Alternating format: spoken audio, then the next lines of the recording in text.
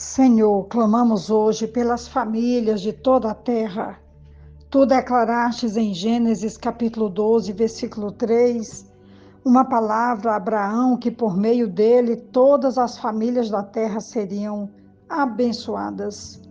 Que essa bênção hoje recaia sobre cada família, a minha, a de quem está me ouvindo nesse momento, nessa reflexão, aos nossos vizinhos e até aquelas famílias que não fazem parte do nosso dia a dia, do nosso círculo fechado de amizades.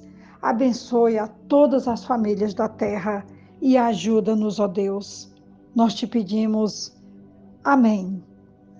Palavra hoje direcionada às famílias, uma palavra difícil e que Jesus consegue pontuar, normatizar e esclarecer de uma vez por todas equívocos que estavam acontecendo e que hoje na minha prática pastoral eu vejo que precisa haver uma coragem para que nós possamos também trazer uma palavra de esclarecimento diante do que estamos vivendo no século 21, no ano 2023, com relação às famílias.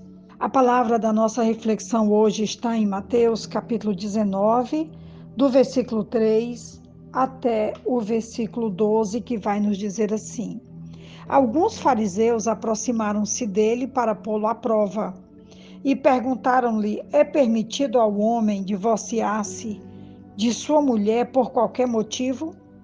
Ele respondeu: Vocês não leram que no princípio o Criador os fez homem e mulher e disse: Por essa razão o homem deixará pai e mãe, se unirá à sua mulher e os dois se tornarão uma só carne?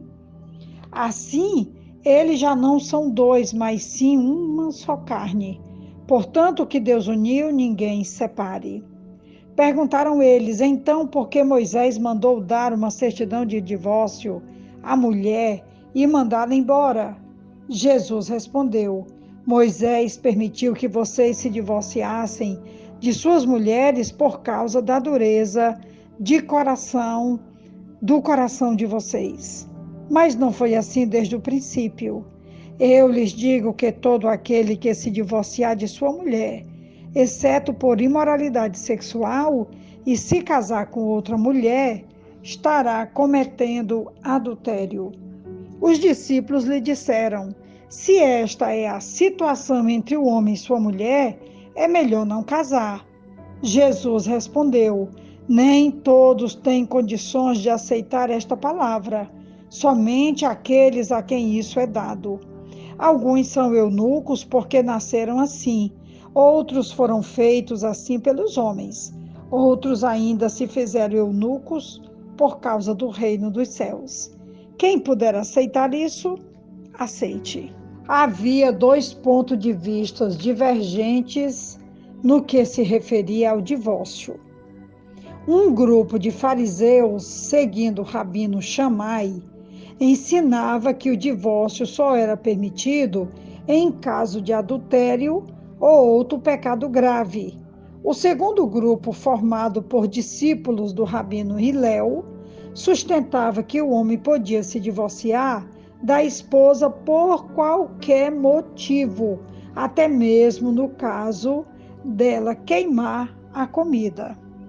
Aqui nós vamos encontrar essas duas escolas rabínicas que interpretavam o decreto de Moisés a respeito do divórcio, que está em Deuteronômio, capítulo 24, versículo 1, que diz assim: Se um homem casar-se com uma mulher e depois não a quiser mais, por encontrar nela algo que ele reprova, dará certidão de divórcio à mulher e a mandará embora. Entenda bem que ele vai falar que poderia ser por qualquer motivo. Esse qualquer motivo poderia ser, inclusive, porque o marido estava encontrando uma outra mulher ainda mais atraente. Os motivos poderiam ser os mais banais, poderiam ser também motivos reais, E então eles despediam essas mulheres. Então nós temos aqui uma situação que eu considero grave, na época, tão grave quanto o que nós estamos vivendo hoje.